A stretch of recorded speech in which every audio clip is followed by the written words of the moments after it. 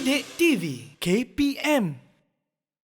Baiklah, untuk pengetahuan Hanif dan juga murid-murid di rumah, sangat penting untuk kita mempraktikkan ataupun mengekalkan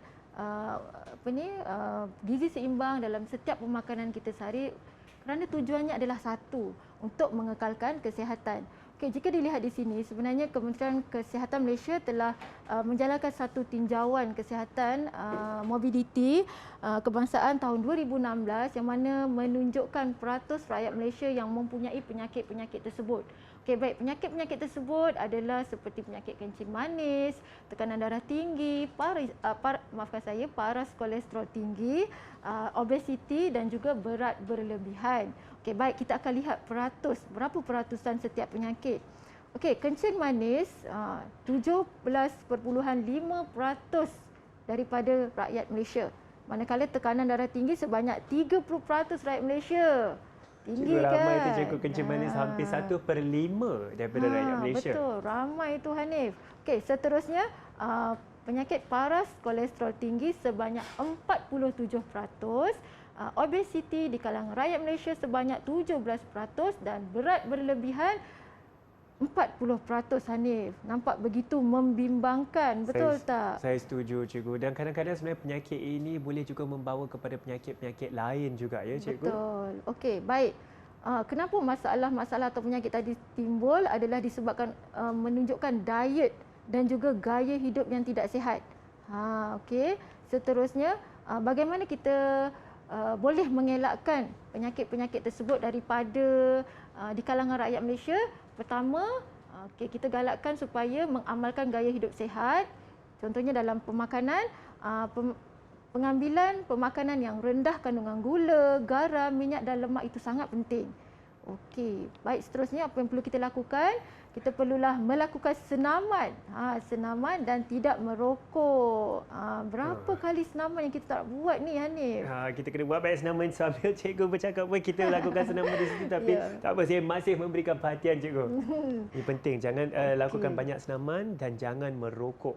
Okey, baik, seterusnya untuk kita lihat satu masalah yang banyak berlaku di kalangan rakyat Malaysia iaitu obesiti. Okey, punca obesiti ini berlaku disebabkan oleh kewujudan pelbagai makanan yang berkalori tinggi. Kalori tinggi, gula tinggi. Okey, maka hasilnya adalah obesiti. Okey, seterusnya obesiti ini juga akan memberi kesan negatif dari segi penampilan, dari segi ia juga boleh menjejaskan kesihatan, tidak mengira usia. Kanak-kanak, remaja, dewasa, semua berisiko untuk mendapat obesiti sekiranya tidak mengamalkan gaya hidup sihat tadi ya. Okey, baik. Murid-murid di rumah sebenarnya kita boleh sama-sama untuk melukis satu poster yang mana ia adalah satu kempen kesedaran di kalangan pelajar-pelajar. Okey, seterusnya kita boleh menghasilkan poster sendiri. Ini adalah contoh poster daripada murid cikgu. Ya, cikgu. Okey, mereka menghasilkan poster tentang obesiti. Jadi dalam poster tersebut kita boleh letakkan apakah faktor yang menyebabkan penyakit tersebut. Okey, dan juga kita boleh letakkan risiko kepada penyakit obesiti dan juga cara untuk mencegah obesiti tersebut. Okey, baiklah. Sangat penting tu cikgu, kita kena memahami faktor dan risiko apakah yang obesiti boleh membawa ke mana, dan juga kita harus cegah obesiti. Dan dengan itu cikgu boleh memberikan kita kesimpulan apa yang telah kita belajar sama-sama hari ini.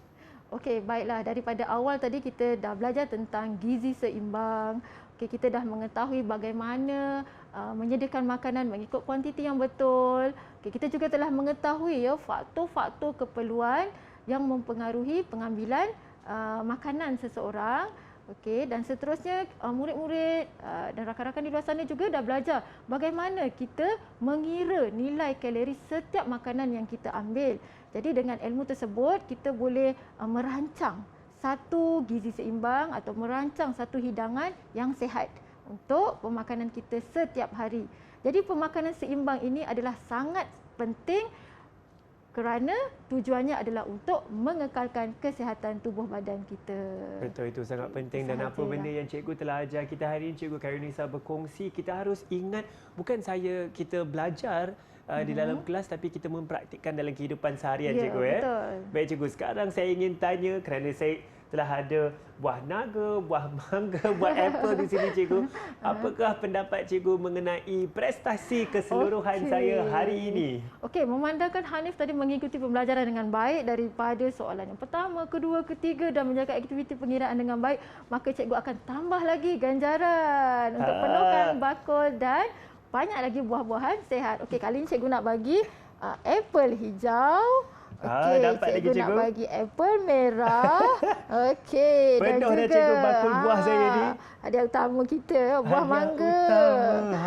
Okey. Mangga yang kemas dan cantik di sini ya, cikgu. Okey, jadi hadiah-hadiah tersebut kalau kita lihat dia lebih sihat, okey, dan kaya dengan vitamin dan juga mineral. Baiklah, Okey. cikgu. Saya rasa sudah berat dah bakul makanan kita hari ini. Dan cikgu, saya pasti murid-murid di rumah, saya juga cikgu, kita ingin tahu dengan lebih lanjut di manakah kita boleh mencari bahan untuk sama-sama kita belajar dengan lebih banyak lagi Okey, untuk baiklah. mengenai topik ini. Baik, Hanif, jika murid-murid hendak mendapatkan sumber rujukan kita, soalan-soalan tadi, jadi murid-murid bolehlah pergi ke laman Sesawang, sumberku, KPM Perkasaku. Okey, Baiklah, di yang situ. terpapar, pautan yang terpapar di skrin anda tadi ya. Dengan itu kita ingin mengucapkan ribuan terima kasih kepada guru kita hari ini iaitu Cikgu Khairunisa Saleh. Sama-sama. Didik TV KPM